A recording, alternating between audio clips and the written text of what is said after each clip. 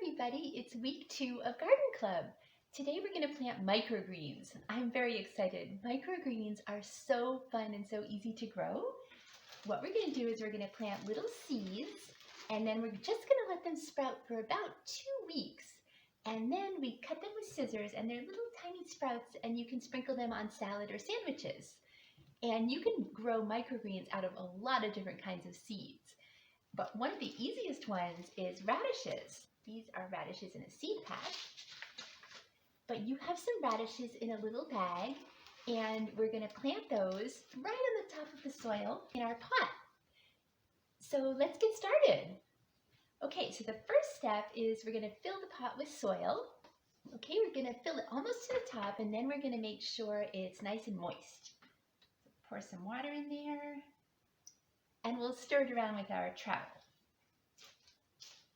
I'm going to add a little bit more soil so it goes right to the top.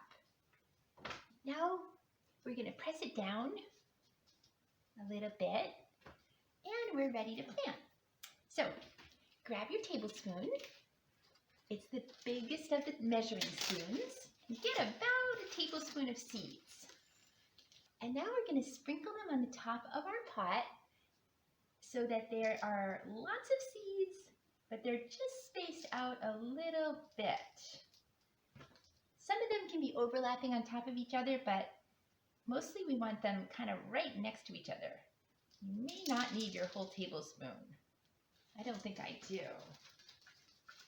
Put those back. You can grow more microgreens another time. So kind of spread your seeds out a little so they're evenly spaced around the soil. It's okay if they're touching, but you don't want huge clumps. And then you don't want big empty spaces either. And then we're going to press them right down into the soil.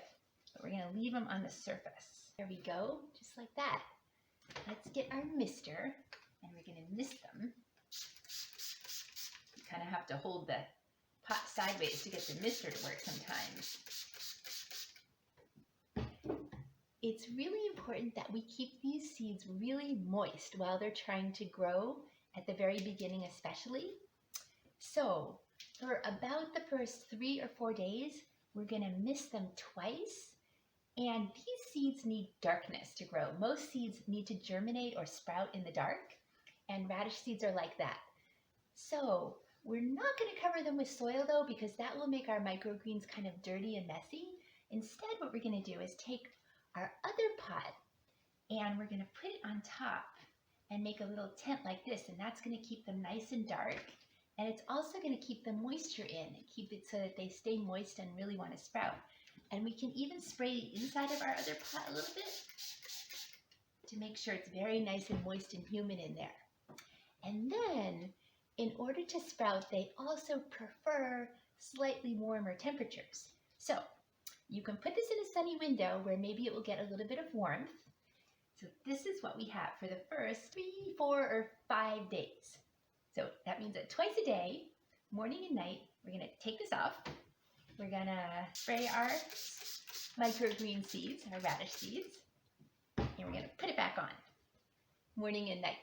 Then next week when we meet again, we can talk more about the microgreens and what's going to happen. But just in case yours are ahead of schedule, one day you're going to take it off and you're going to start to see that the seeds sprout. And you can check and see which part of the seed actually sprouts first. And when you see a little tiny green leaf starting to come out, you put the cover on and leave it 1 more day. And that lets your plants get a little bit stronger. And then we're going to take the cover off and then we're done with the cover. Because we found out last week that plants need light in order to photosynthesize and grow. So once they have a little leaf showing, we're going to put it in a sunny window. The sunnier the better, if possible. Now we have to water it a slightly different way. We don't really want to use our mister because it might get a little too humid in there. One really great way to water them is bottom watering. This is once the plants have started to actually grow with green leaves.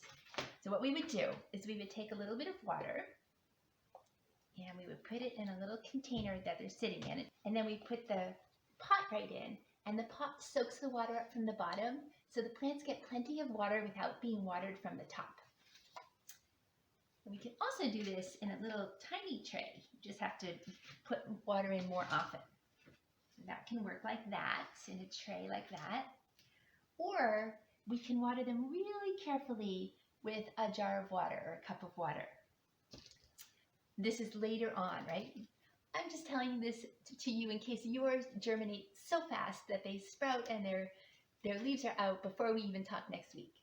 And then in 2 weeks, these are going to be big enough for us to snip with scissors and taste, right? It's so fun to watch seeds germinate, and germinate means sprout. And inside each little seed is actually a curled up, teeny tiny baby plant with roots and its first little 2 leaves and everything. So they're just little tiny baby plants. There's everything inside there to grow a whole plant once it gets everything it needs, which is, of course, the water, the sun, the plant nutrients in the soil, and some warmth to keep them growing. We're also going to put a tag in here.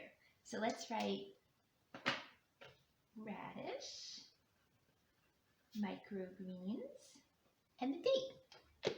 Put our top on, put it on our little saucer plate, and put it in a warm spot. And then mist it twice a day. Okay, you're all set. Good job. Let's take a look at our project from last week. So last week we planted the scallions. How are yours doing? I'm going to take off my greenhouse tent now.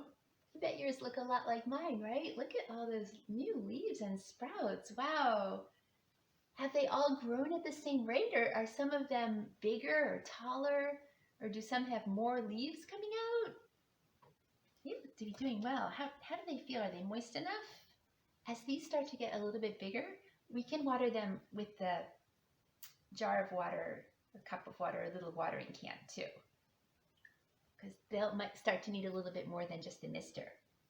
And we can put them on top of a saucer also to catch any water that will come out, right?